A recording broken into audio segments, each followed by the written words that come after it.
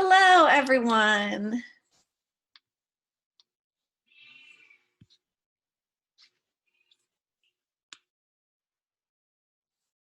Welcome, welcome, welcome. Can I get a thumbs up to make sure y'all can hear me? Perfect. I'll wait a couple of minutes just so that others can join. We're a few minutes early.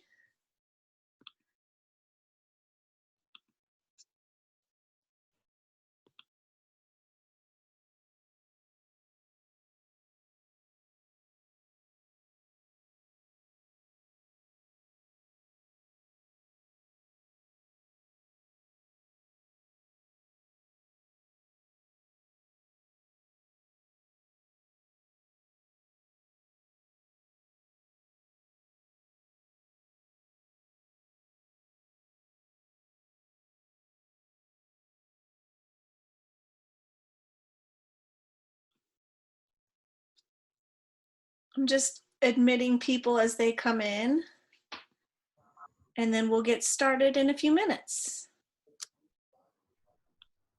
Hey, Stacy. Hello, how are you? Good. I switched. When I was presenting, I was in the office. Now I'm sitting in bed. I was telling Anna the last time, because people will continue to come in, I finally disabled the admit. Yeah, how can I do that? You go to... I uncheck enable waiting room, right? Yep. Just come in, come on, come all. Right. There were a lot of people signed up for this one, so I'm gonna wait just a couple minutes longer than what's allotted for. Yeah, and I took time at the beginning of mine just to do some introductions. Not everybody got to introduce themselves. But you have everything from people that have been teaching online to some that have never taught online and are transitioning now. Engineering, bio, health.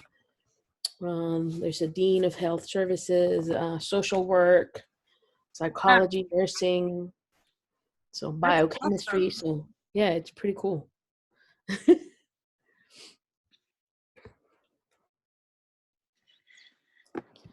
Sean was trying to get the green screen up. I'm like, I do not have time for you to get the green screen. So it started, but the office is a hot mess. This is what his office looks like. It's not okay. It's not acceptable working conditions. You know, Carlos's office is pretty organized, except we've been saving the boxes as to move. And when I first set up the computer, you could see all the boxes. I'm like, oops, I guess I should turn my computer. That's so funny. We're looking at joining having an office together and having what would be my office, which is not really an office. It's more like the dining room, but it's not our dining room. It's my office. More of a, like, put a pool table or something there. But now every time I come in here and I see what it looks like, I may not actually, our marriage may not survive. That's funny. I think, yeah. No, Carlos and I couldn't be working in the same space. He would kick me out. Everything that way. I'm feeling you and Sean would work really well together, and Carlos and I would work really well together. Yes. Yeah. The other day, my youngest, Mariana, came in. Hey, Dr. Hickey. Came in and said, hey, Mom, what is this mess over here by your bed? I said, well, I've been working in here, so I have my stuff here. So funny. Yeah. Well, you have a good 29 already here. Yeah. So.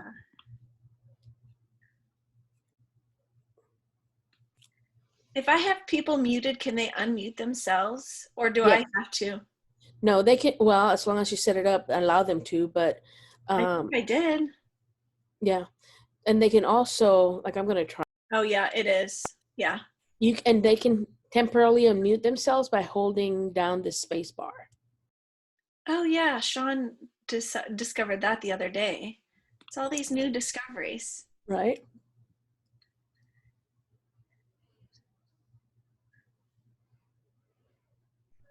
I think you are good to go. 29 people.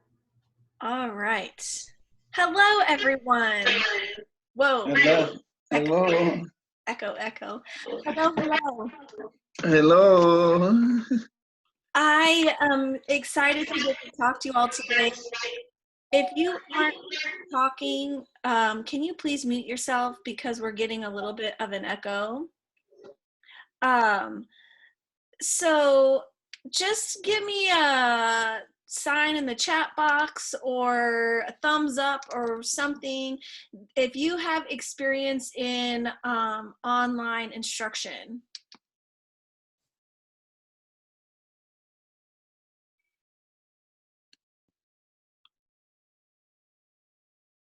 I'm getting, ooh, I got a couple. Okay. I love the little virtual thumbs up you can do now. That's so exciting. It's the little things in life that make me happy. Okay, good, good.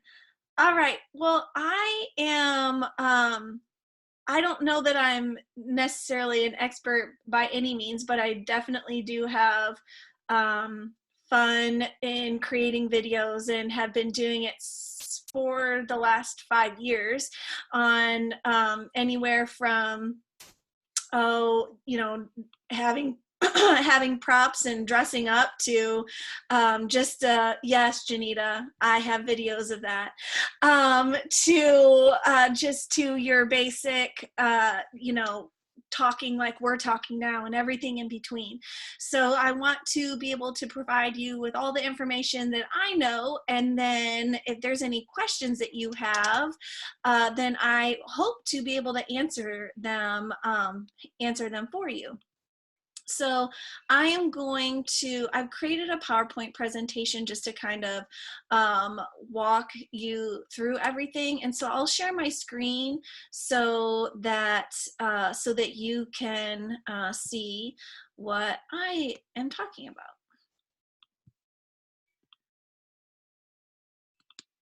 And I'm going to apologize now if you can hear my cat. She's 20 years old and deaf and has dementia. So she just starts meowing for no good reason. Okay, so I have my contact information over here, and I know Dr. Hickey has it as well, but my name is Staci Zolkoski. You can reach me at UT Tyler. I am a professor there. So here I wanted to talk first about some things just to be considering and things that are important before you even begin. Why is it automatically presenting? Hold on. Stop sharing. My computer's lost its mind. Okay, so a couple things to consider as you are creating your videos or before you even get there. The first thing is thinking about your internet connection. I don't know what the internet connection is like for you all. I know there are some spots here in, and specifically in Tyler where it's a pretty good internet connection, but we have students that are in pretty remote areas where their internet connection isn't always great. So it's best to find as good of an internet connection as you are able to access. The other thing to think about is lighting. So when you are doing a video or a Zoom, even professional meetings, it's important to make sure that you have good lighting where you can actually be seen. Sometimes I'm like, oh, I want to sit behind a window or whatever, but if the sun is coming in right, then you can't see you can't see my face. And so it's important that with the internet connection that you also are visible in your screen at all times, and good lighting can help with that. The other thing is audio. It's really important that whatever you're using, that people can hear you, that your students can hear you. So it might be something where you have headphones, or you can get, they're called lavaliers, and they're relatively inexpensive here. I don't know what the cost would be there for you all, but it's just something that you can put on your on your shirt, and it allows for the for outside noises to be blocked a little bit, and just to be able to clearly hear you. Now, I have had problems in the past where I didn't realize that my lavalier wasn't working, and I've recorded an entire video and all you can hear is like noises. So that can be frustrating sometimes. But it's really a preference for you. Some people have the over the head earbuds. Some people just have the in-ear ones. It's really a matter of what is a preference to you and what you like. Another thing that, and I will, let me see if I can share my screen again where it's not just going to start, it's not just going to start playing my video or playing the PowerPoint without me moving the slides.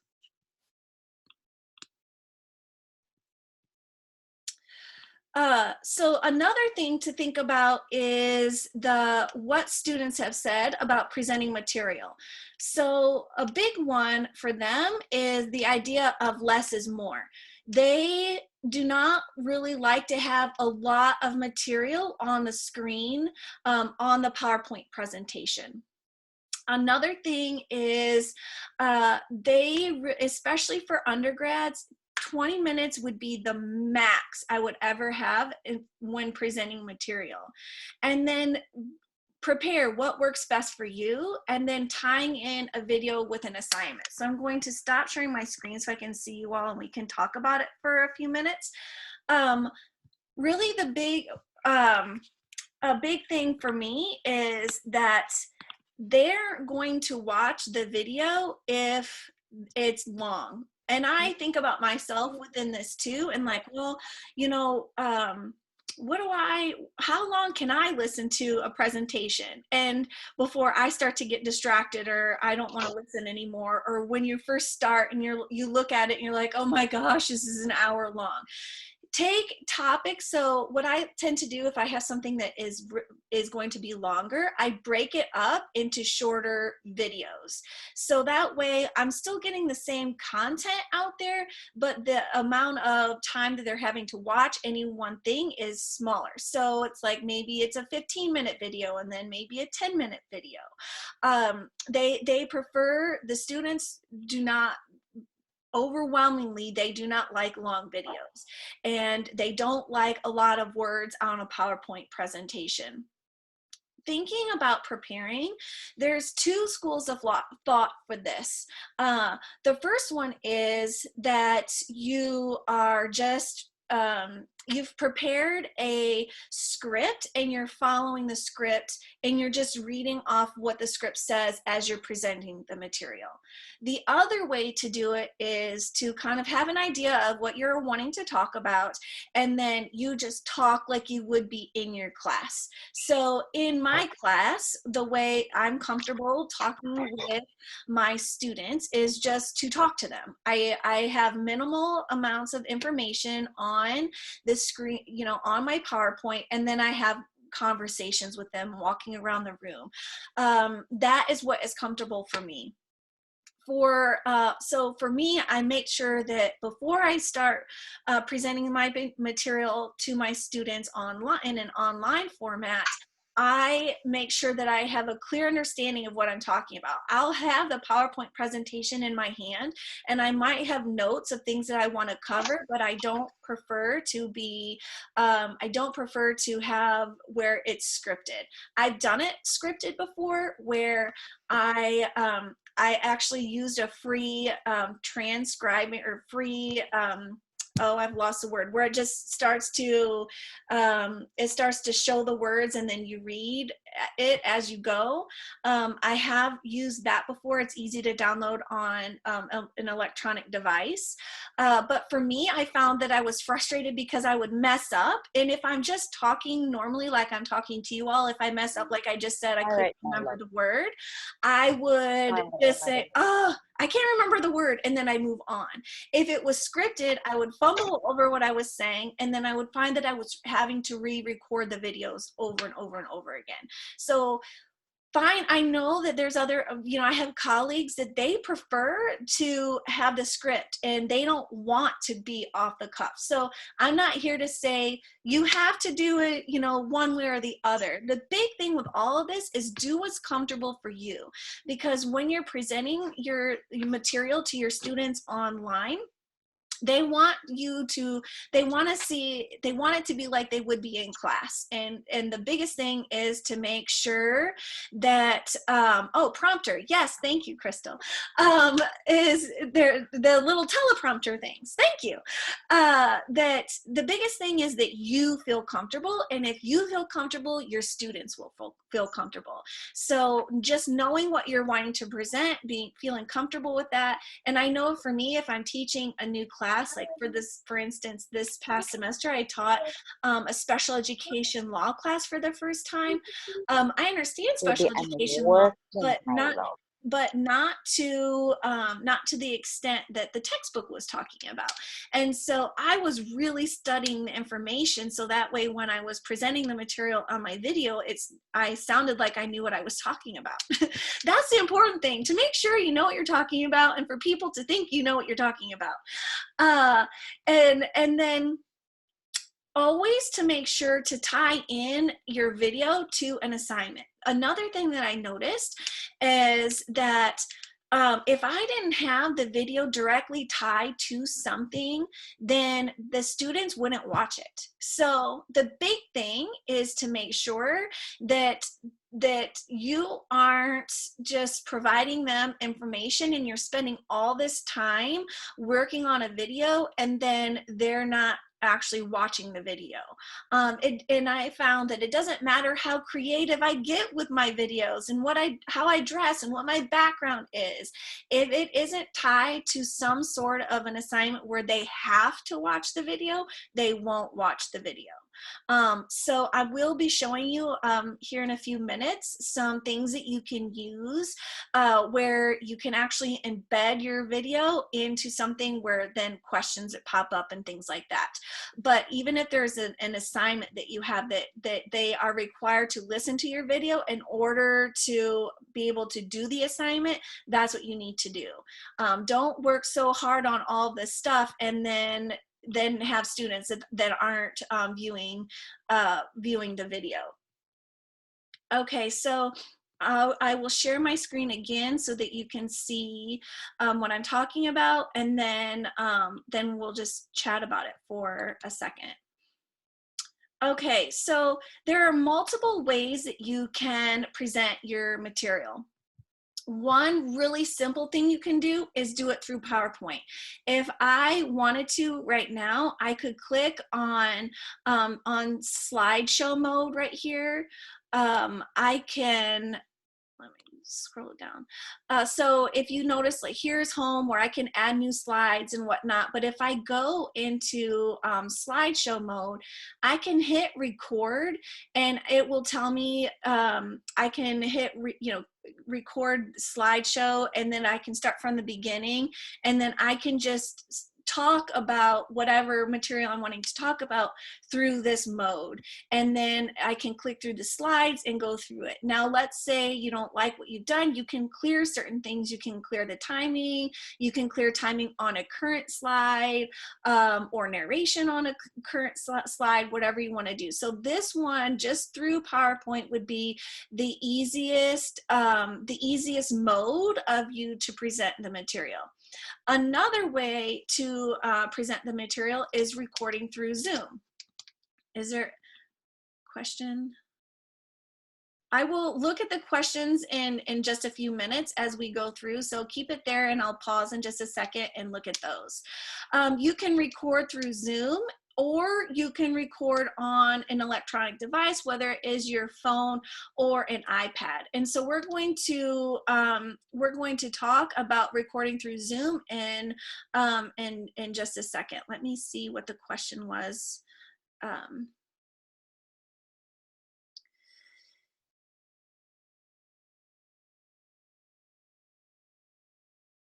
You do not need a headset to do a recording.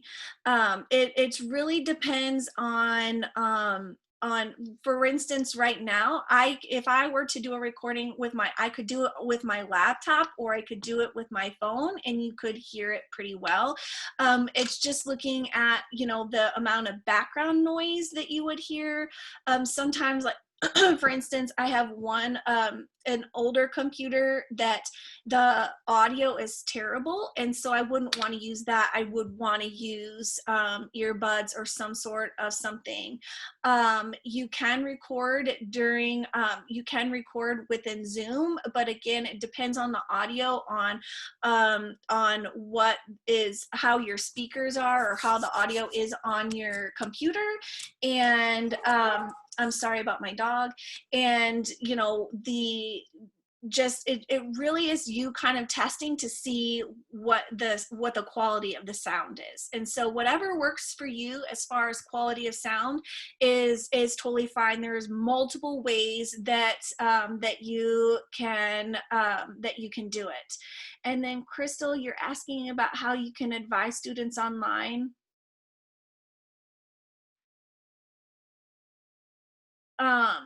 Okay, so that is a great question. What I do at the beginning of the semester, doesn't matter how many times I've taught the students, I always have a Zoom session with them, and I'll set it up in a Google form where I can share it. Are you familiar with Google Docs?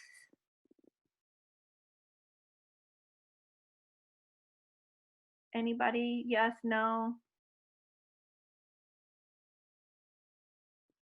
Okay, so it seems like everyone is pretty familiar with Google Docs. So what I like to do in the platform that we use is Canvas. So whatever platform you have, you can put it in edit mode, and I'll just have Zoom conference times where at the beginning of the semester, I will have, and I try and vary it throughout the day. Like I might have one that's in the morning and then one that's in the afternoon. Depends on how many students I have in the class. If I have a ton of students in the class, and I have to offer a ton of different times. This semester, one of my summer classes, there's like 20 students. So for that, I'm not going to put a ton of time slots there.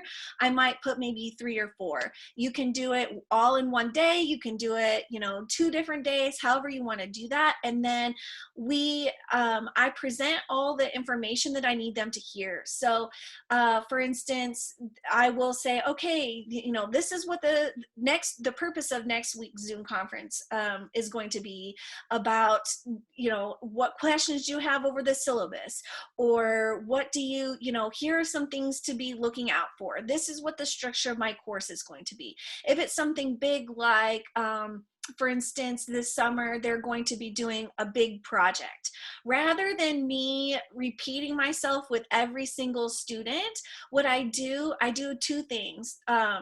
The first one is I have a Zoom conference where they're required to attend, and I make it worth points. The Zoom conference is worth points, and there's 2 kind of schools of thought on this one. Sometimes what you'll find is that they will sign up for a Zoom conference time and then they don't show up, and then you give them the 0 points because they didn't show up, and then they're emailing you, hey, can I show up at a different time? So you kind of have to decide for yourself on what you are okay with. So in my program in special education, there's 3 of us, and our policy is that you sign up for a Zoom time. You can change your Zoom time at any point before your Zoom, but then you need to be at your Zoom time for the one you scheduled. And if you're not, then you're not going to get points for it, but you're more than welcome to come and hear the information at another time. I found that works the best, just to make sure that I'm holding them accountable, because I know, as you all know, when you're going out into the world, when you're teaching, there are set standards. I tell them at the beginning of the semester that my job is to not only provide them with content, but also to provide them with time management skills. And time management is important. And so this is a low cost way for them to be you know, this is a low cost way of them to make sure I'm helping them to be accountable for time. So they'll sign up for a Zoom conference. I always use my my personal ID as my Zoom conference meeting room, and I tell them that, you know, it's free, kind of like what you all are experiencing right now, and then I will present the information to them. I will also, I've done it two ways, where I will record one of the Zoom times, so that way if they've forgotten the information, or they or you know, they didn't come to a Zoom time, that the information is there for them, so that it is not, I'm not constantly getting emailed the same question. I'll say, did you look at did you watch the Zoom video? And then the other thing that that I will do sometimes is that I will create a video where they're not on it, but I'm going over the major assignment, and I'll record the Zoom session that I've done independently, where I share my screen and I go through everything. So it's essentially, I'm doing the same thing that I am when they're on the Zoom also, but it's just me doing it by myself. And then I'll upload that, but I don't upload that until I'm done with all of the Zoom sessions. Another thing that I do at the beginning of every module is I create a video where, because I have found that for online learning, some students, they will look at the material, they'll read it, they've got it, they're good.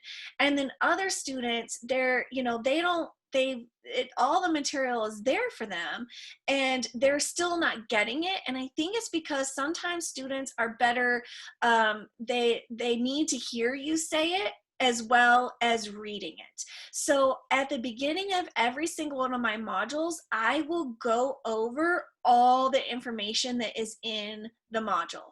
I will tell my expectations on the assignments. I might even share my screen and I will show them what I'm talking about as I'm doing it. So that way, if I have a student that misses points for something, I say, well, did you watch the Zoom?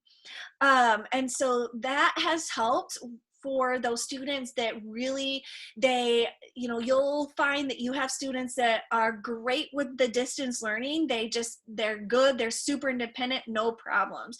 Then you have those that are, just really need more support and they struggle with the online learning. So I have found that having the introductory Zoom, where a recorded Zoom like we're doing right now, and I just share my screen and I go through everything that I'm expecting from them. Is there a Zoom call log or to keep Crystal, can you clarify, is there a Zoom call log or do you just keep the recording? So when I record, let me see if I'm answering your question correctly. When I record the video, when I hit stop recording, it will ask me if I want to record to the cloud or if I want to record to my computer. I always just record to my computer. And then when I can embed that recording into the module. So let me, we're totally going on, we're going rogue, people, we're going rogue. I will share with you what my Canvas looks like. This is my this is what my module looks like. I'm going to share my screen again.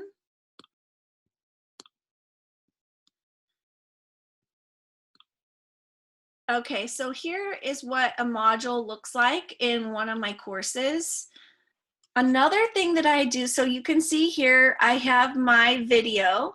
I have my learning objectives. Another thing that I have found is that students don't know when things are due, even if it says when things are due. So I like to have a to-do list for them on what they are expected to do in that week. So as you can see here, I have this icon here where I can click on the Google Doc, and then this is where they're actually going to sign up for a Zoom conference time. I have 2 different days here at 2 different times, so that this is a class that is small. There's only 10 students in this class. So there isn't a need to have multiple. I make sure that they know that there has to be at least 2 people in a Zoom conference time. So it's better if you have less times when you have less students. And then this again, this is the Zoom conference link. I have set here what my expectations are when they get on the Zoom. Especially your graduate students are better at this than your undergrads. The undergrads need a lot more guidance. So I have the sign here, and then this is my personal Zoom conference link, and I use it for everything. So if they are using a computer, they click on the link and then it opens. Zoom automatically opens. If they're using an iPad or a phone of some kind, you have to get the Zoom app, and then it will ask you for a meeting ID. There's ways you can set it up where you need to have a password and things like that. I don't generally do that.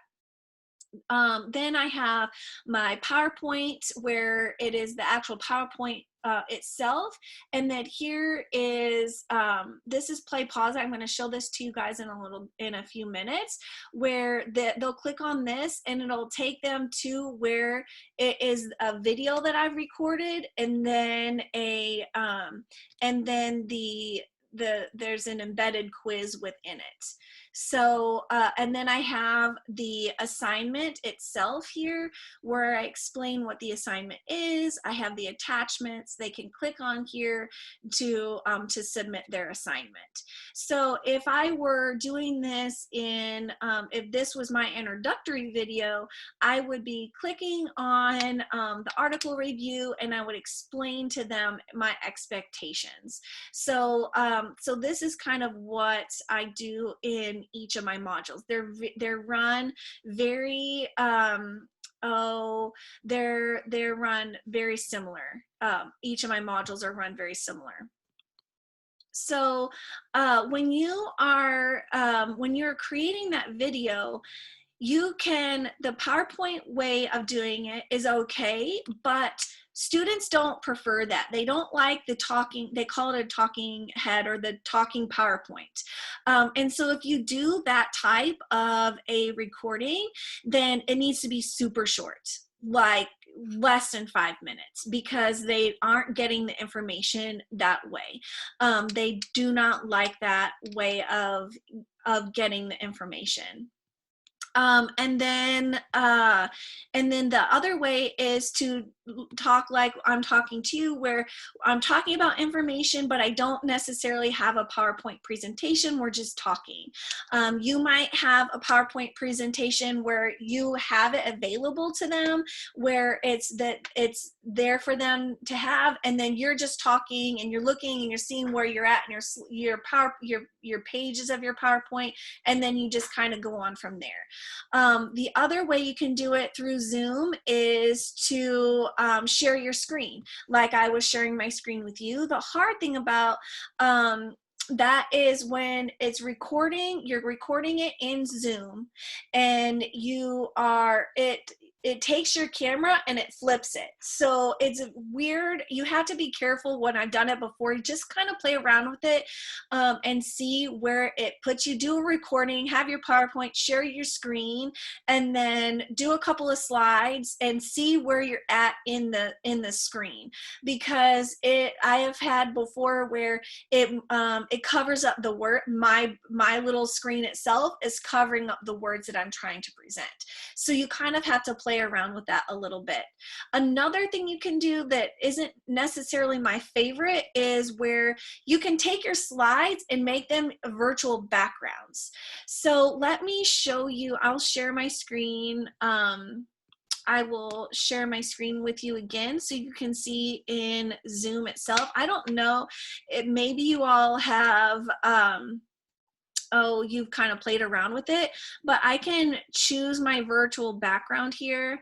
And then I can choose any one of these. This would be a PowerPoint, slide that I have, and I would but I'd have to have this up, and I would have to be, as I'm talking, going through here and switching my slides every time. So my brain just doesn't work like that, and I just can't. So I choose not to do that one. And then the other thing that you can do, so those are the best ways to use with Zoom. PowerPoint would be your low cost, where you're just recording your video as you're doing a PowerPoint. They can't see you, they can just hear you. You record it and save it, and the recording, your audio, your transition, the slideshow is automatically there. The next way to present the material, like I said, is recording it through Zoom. You can record on your desktop or through iCloud.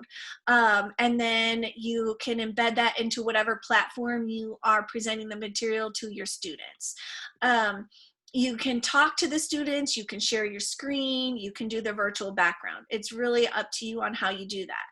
Another way you can do it, and the one that I've probably used more often, and that might be a little bit trickier depending on what you all have access to, is I do recordings where with my an iPad, and I have a green screen. I'll show you that in a few minutes, and then my whole body is in the screen, and I'm just talking. I'm basically talking to my iPad, and I have my my notes, my PowerPoint, and it's like I'm lecturing in class, but I'm talking to a screen. I'm talking to my iPad, I'm talking to my phone.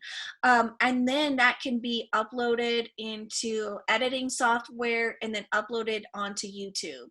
And so that is your most techie way of presenting the material to your students. So I'm trying to provide you with as much information as I can, and there's different ways of doing it. Don't feel like you, especially if you're just new to this and you're just moving to an online platform, tell your students right out, we're trying different things. This is new for all of us.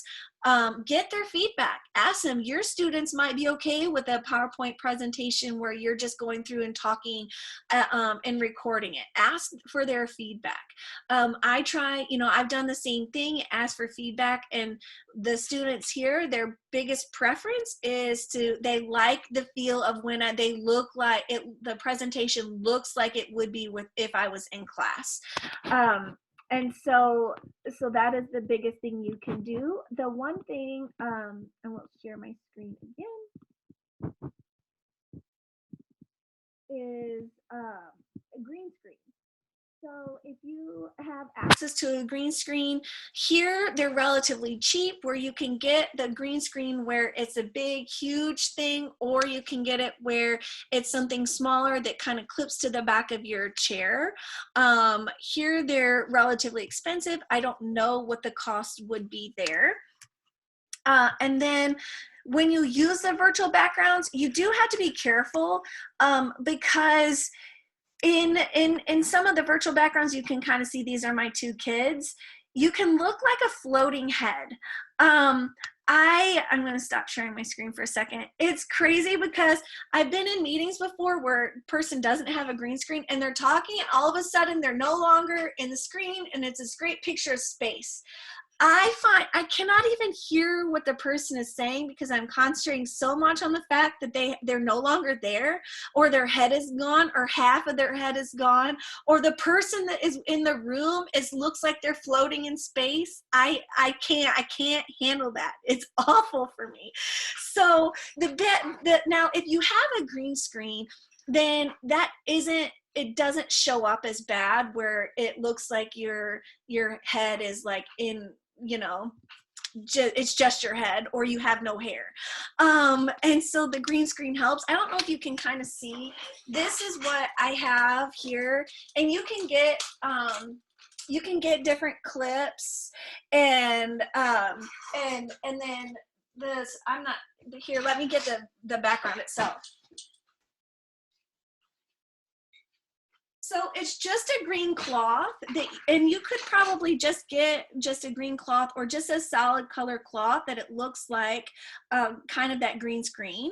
The computer likes the green the best. So, and there's all sorts of ways you can paper clip it up there. You can do whatever works for you. There's tons of different ways in which you can do that. But that's just been the way used it the most. But just be careful, and I see some of you saying yes, yes, yes, or shaking your head, and it's just like, it's fun, it's funny, but when you're trying to present information to your students, don't be the floating head in outer space where you kind of are in and out, because your student won't be hearing a word you're saying.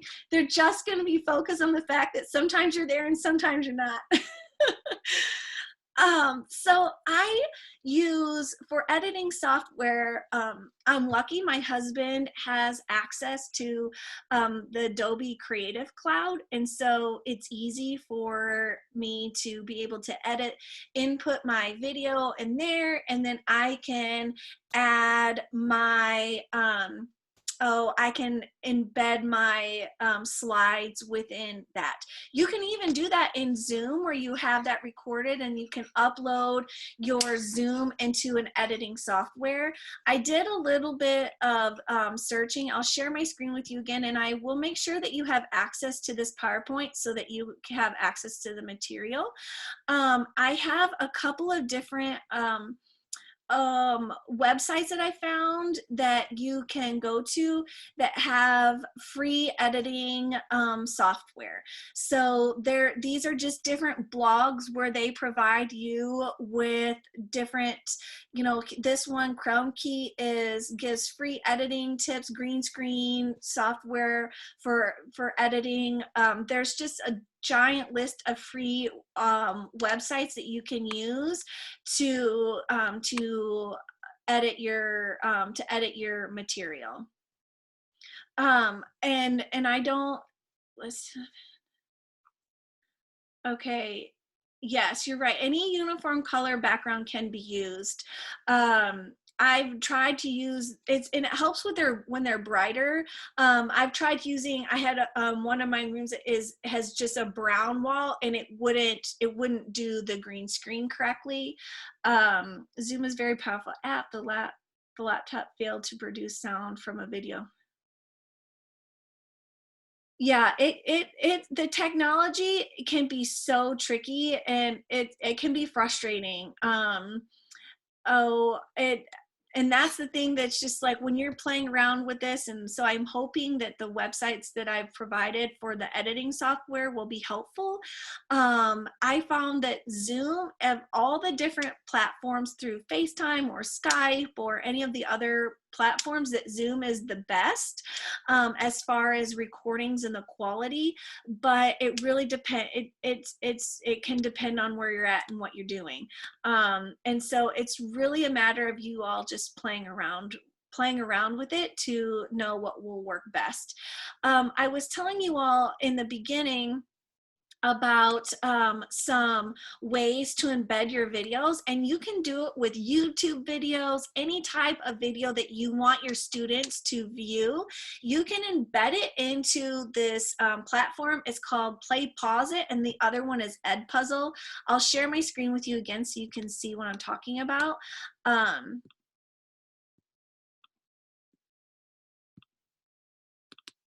So playpauseit.com, and I've not used Edpuzzle in my classes this semester because I'm just so used to Play Pause It. But when you go to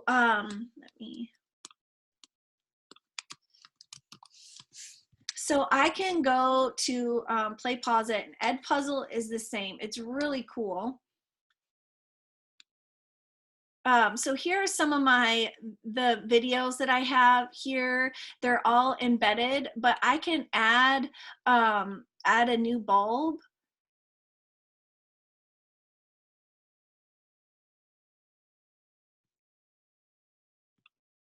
And what you can do is you can have your own videos, or you can record. I just upload a URL, which it would be my YouTube. And then once you do that, you can, let me go back. You can add another video where I've done before, where I will refer to a great YouTube video that I want them to watch. It might be about kids with disabilities. That's my area of expertise, and those are the classes I'm teaching. Or it might be one on classroom management, and so I want them to watch it, so I'll add it to the end of my video. But what I'll say in my personal video, I'll say another video is coming up for you to watch, because what happens is there's a slight pause in the video and they think it's done, and it's not. The next video comes up. So so you have to be careful with that. And I found that saying that the next video is coming up is the best thing that you can do. Let me see if I can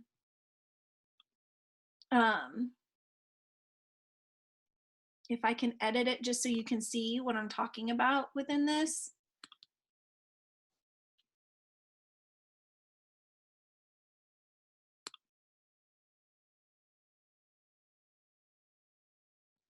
So you can add interactions within this. You can add questions. So if I go here, I can do a multiple choice question, or a free response, a fill in the blank, a discussion. You can add different things, and you can set it up when you're done. I can set it up where my playback options, where you can rewind, but I don't want them to skip interactions. I don't want them to fast forward. The whole point is for them to watch the video. And then, they can increase the, that one's new. That one was just added. So you can go through here, and you can click it so that you want to save it for all future interactions with them. And then when you go through, you can go through, and it will let you monitor what their questions or their answers were. So I can go through here and click monitor, and then it will show me what questions they got right, and what they missed, or if it is a free response, then you have to go in and grade it. If it's multiple choice or true and false, then it'll automatically grade for you. So the easiest thing to do is to do those multiple choice and true false, just so that it just is something that you're not having, what you're having to do. You're wanting me to show you what the end product looks like? Sure.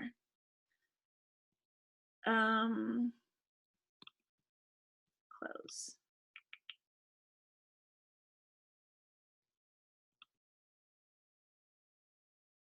Preview.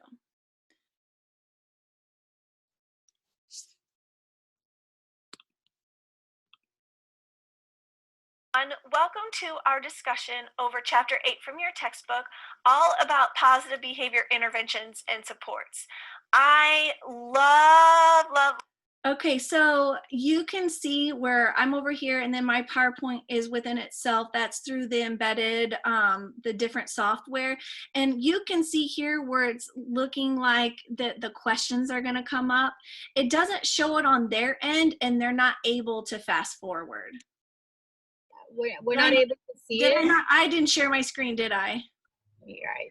Ha, that's helpful. Sorry. Let's try that again. Where am I at? Okay, here we go.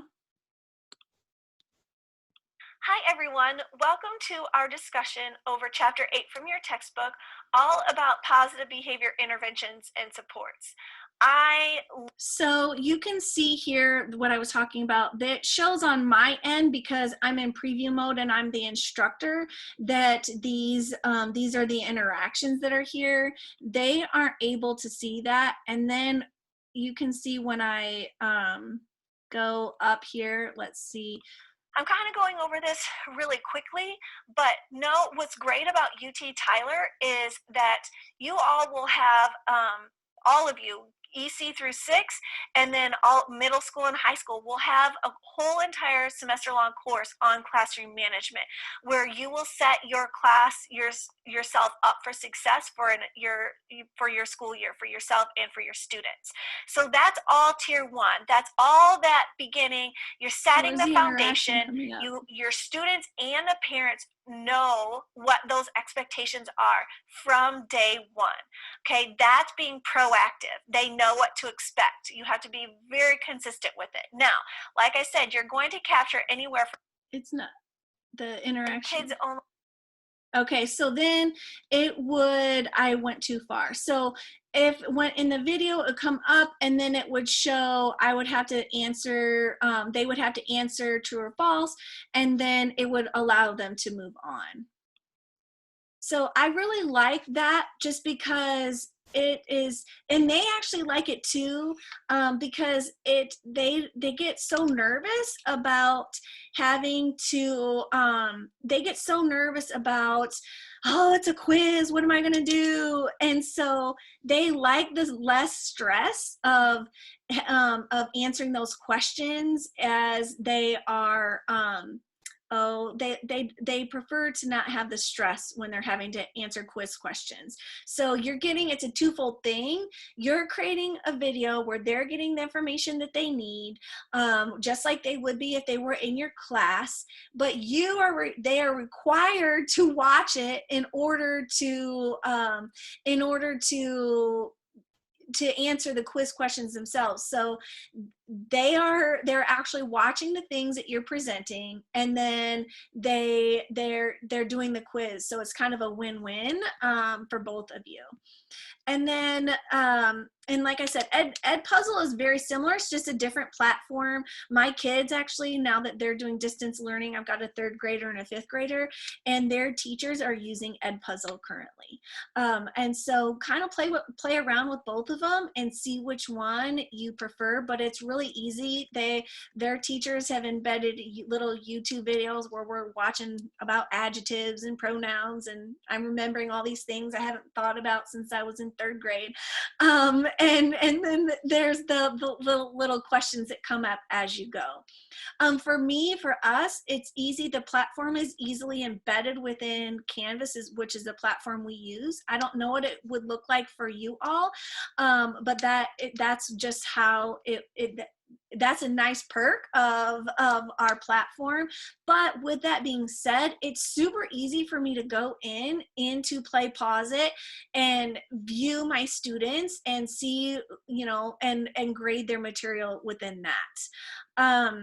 I have just given you so much information. I feel that I just spewed my 5 years of working on virtual instruction at you in a short 49 minutes. What questions do you have for me?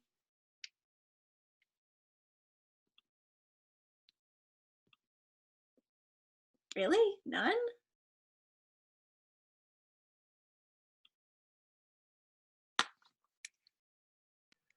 Hi, Stacy.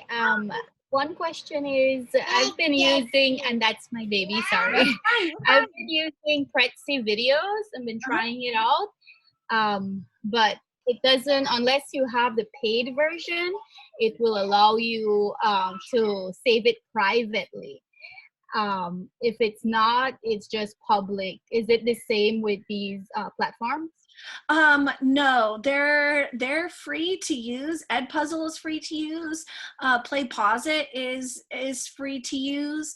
The university has it. I think that the reason why we're able to embed Play Pause It into our Canvas is because the university does have that as a platform. But I know that Edpuzzle is free, and there isn't I haven't had a problem with the privacy of links or anything like that. I know with YouTube you can set it up where you have to have the link in order to access the video, so it's not necessarily private, but it is in the sense that unless it's Unless it's set up to be completely public, then you have to have the link to get to it. Thank you. Uh-huh. The biggest thing is to give yourself a break in all of this. Start small and then go up from there. Okay, so since you viewers can see questions during the presentation, is there a way the instructor can see the results? Yes. So you can go through and it'll monitor. You can see there's some analytics that it can run also in Play Pause It, where you know what questions the students answered and if they answered them correctly or not. You can go through and see that. I have a question. For skills type videos, any of these platforms would work as well, right? Yes. So in Yes. nursing skills, Yeah. skills in the lab. Yes. Yeah.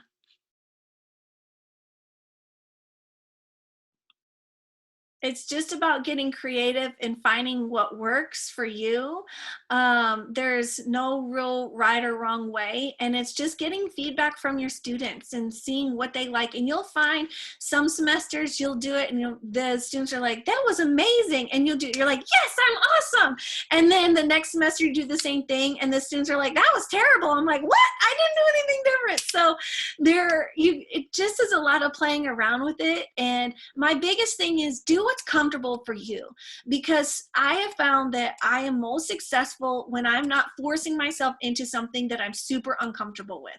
Of course, if it's your first time, you're going to be uncomfortable just because it's your first time, and it's going to get kind of clunky, or it is a little bit clunky, but you just have to think, okay, this isn't working. I've done it a couple times. I'm still not used to it. It still sounds terrible to me. I need to try something different. And just doing because your students want you to feel it, they want it to feel natural. So whatever natural looks like for you is what you should make sure you're doing. The biggest thing is make sure the videos are short. I do have some that are a little bit longer, and I tell them, I'm sorry, this one is a little bit longer, but this is the reason why. And letting them know kind of the method to the madness.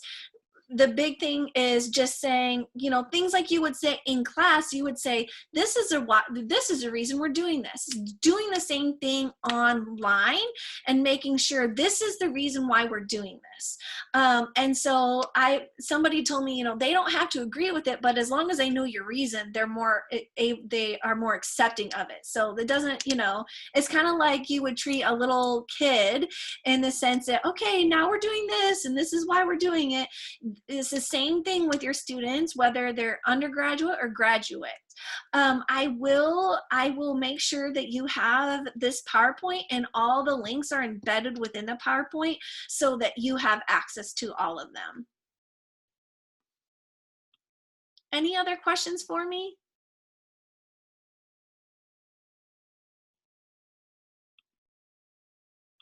Was that helpful? Is there other things that you feel like you're missing out on that I can answer for a different time?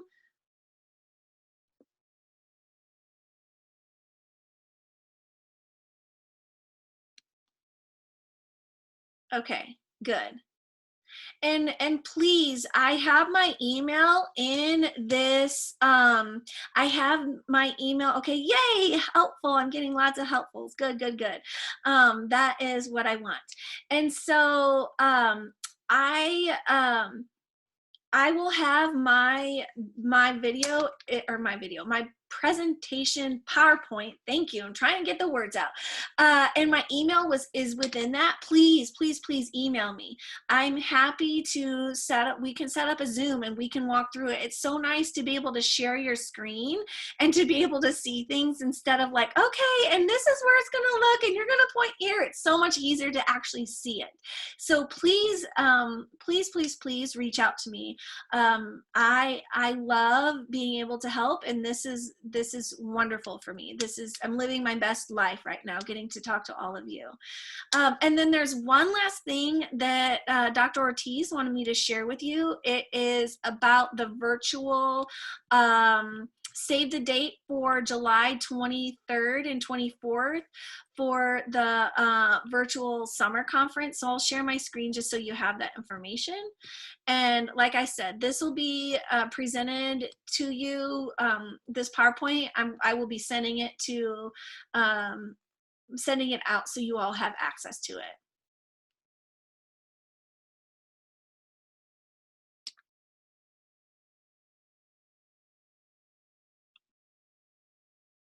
Okay, so it looks like we are almost out of time, and I really appreciate you all being here today.